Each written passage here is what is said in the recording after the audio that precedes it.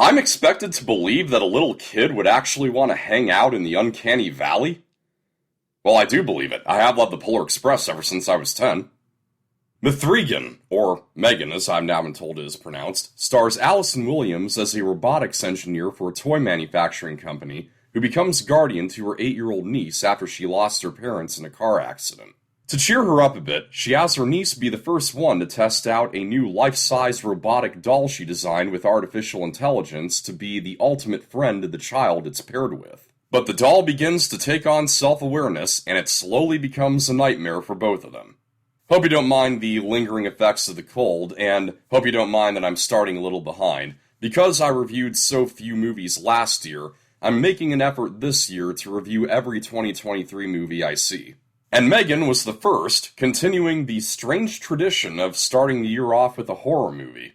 And while a lot of people seem to be enjoying this one, I don't really get it. Now, I've seen far worse horror movies, especially in January, but this wasn't for me. This struck me as a very generic creepy doll flick that just has a bit more of a comical edge to it than most. An edge that sometimes works, but not always. When the doll has gone all-out psycho, there's a part that has gone viral for some reason, in which she approaches some guy down a hallway, picks up a machete, and then just breakdances her way over to him. Yeah, that randomness is what's having everyone sold, apparently. I don't get it. Where that edge works better is when it pertains to the message of the movie, which to its credit, I do think is a commendable message, that when you lose someone close to you, it's important to allow yourself to mourn and not try to fill the void that person left with any sort of material thing.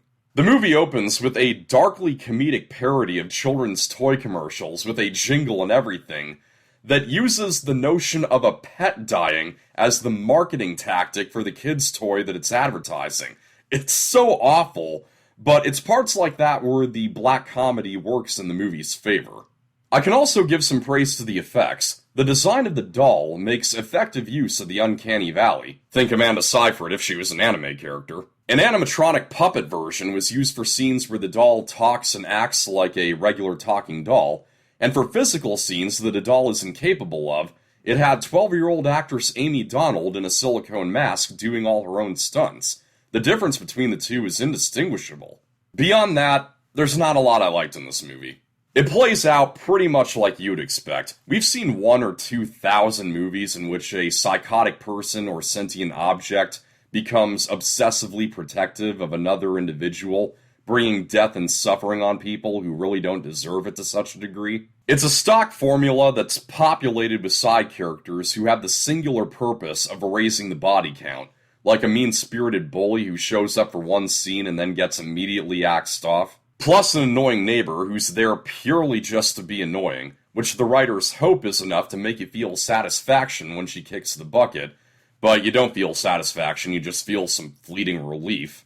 In terms of acting, Violet McGraw, who played Yelena as a child in Black Widow, she's fine. She is perfectly serviceable as the young girl. Allison Williams plays her aunt, the designer of the robot, and I knew I recognized her from something. I had to look her up.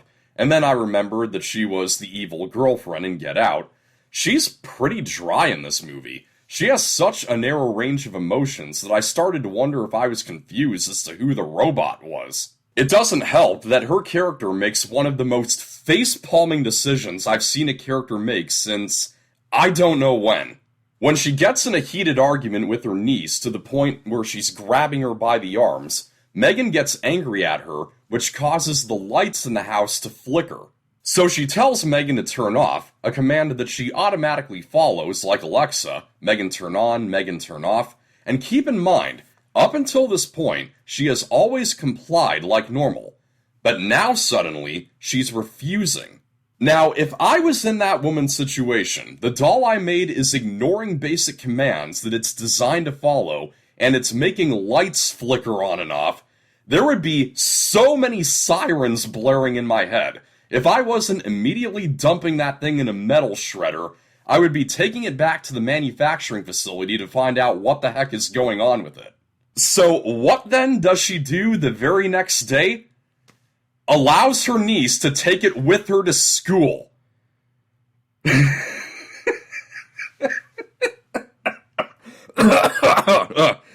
Cold.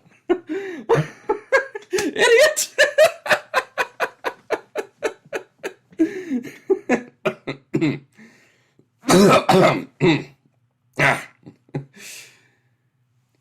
If I'm ever discussing among friends, like, really atrocious decisions made by characters in horror movies, this is going to be one of the first that comes to my mind, so consider that an accomplishment if you want.